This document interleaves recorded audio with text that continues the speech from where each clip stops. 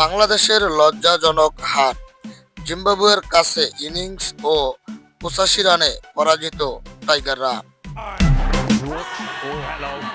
Harare টেস্টে batting ও bowling দুই বিভাগেই চরম ব্যর্থতার পরিচয় দিয়েছে সফরকারী বাংলাদেশ।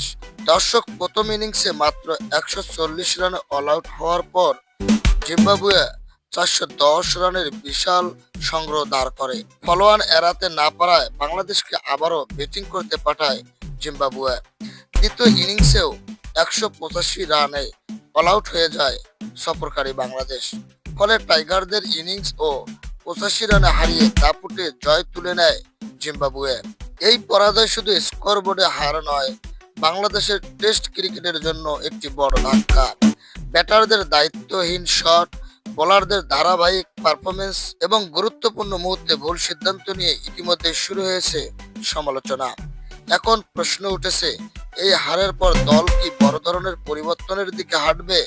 নির্বাচকরা কি নতুন মুখদের আবারও সুযোগ দেবেন, নাকি অভিজ্ঞদের উপরে আবার ভরসা রাখবেন?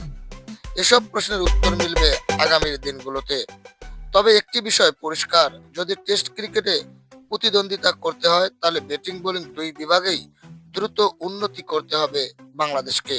না হলে সামনে আরো কঠিন চ্যালেঞ্জের অপেক্ষা করছে। আপনার মতে এই ম্যাচে হারের জন্য সবচেয়ে দায়ী কে?